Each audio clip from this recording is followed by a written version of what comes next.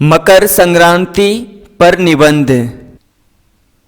मकर संक्रांति वह त्योहार है जो हिंदू समुदाय द्वारा बड़े ही हर्ष और उल्लास के साथ मनाया जाता है। यह हर साल 14 जनवरी को मनाया जाता है।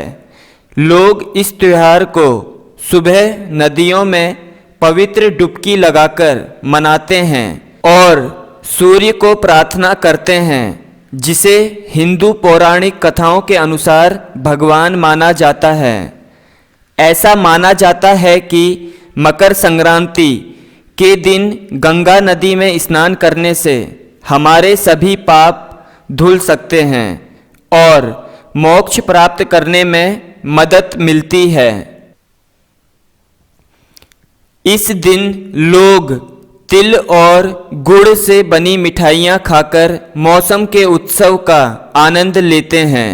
विशेष रूप से बच्चे अपने दोस्तों और परिवार के सदस्यों के साथ पतंग उड़ाकर इस अवसर का आनंद लेते हैं। मकर संक्रांति को बहुत ही शुभ दिन माना जाता है और गंगा जैसी पवित्र नदियों में स्नान करने से भक्तों के जीवन में समृद्धि और खुशियां आती हैं।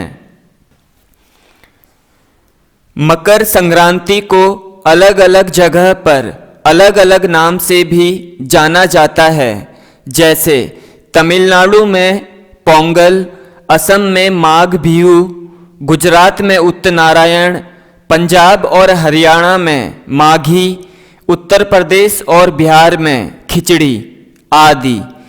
माना जाता है कि मकर संक्रांति के दिन चावल, गेहूं, मिठाई दान करने से समृद्धि आती है और उसकी सभी बाधाएं भी दूर होती हैं। अलग अलग मान्यताओं के अनुसार इस पर्व के पकवान भी अलग अलग होते हैं, लेकिन दाल और चावल की खिचड़ी इस पर्व की प्रमुख पहचान बन चुकी है। विशेष रूप से गुड़ और घी के साथ खिचड़ी खाने का महत्व है। इसके अलावा तिल और गुड़ का भी मकर संक्रांति पर बेहद महत्व है। इस समय सुहागन महिलाएं सुहाग की सामग्री का आदान प्रदान भी करती हैं। ऐसा माना जाता है कि इससे उनके पति की आयु लंबी होती है। मकर संक्रांति को दान का पर्व भी कहा जाता है। इस दिन तीर्थों एवं पवित्र नदियों में स्नान का बेहद महत्व है। साथ ही तिल, गुड़, खिचड़ी, फल एवं राशि अनुसार दान करने पर पुण्य की प्राप्ति होती है। ऐसा भी माना जाता है कि इस दिन किए गए दान से सूर्य देवता प्रसन्न होते हैं। मकर संक्रांति का महत्व इस प्रकार है। इस त्योहार को भारत में मनाने के पीछे कई सारी मान्यता हैं।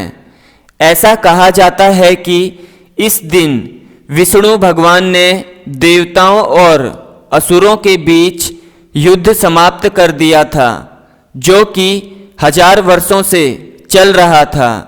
इसलिए लोगों के लिए यह बुराई का अंत और सच्चाई के युग की शुरुआत का महोत्सव है। मकर संक्रांति को तिल संक्रांति भी कहा जाता है। ऐसी मान्यता है कि तिल संक्रांति के दिन जो तिल से युक्त पानी से स्नान करता है, तिल का उबटन लगाता है, तिल से बने पदार्थों का सेवन करता है और तिल का दान करता है, दुख और दुर्भाग्य उसके पास कभी भी नहीं आता।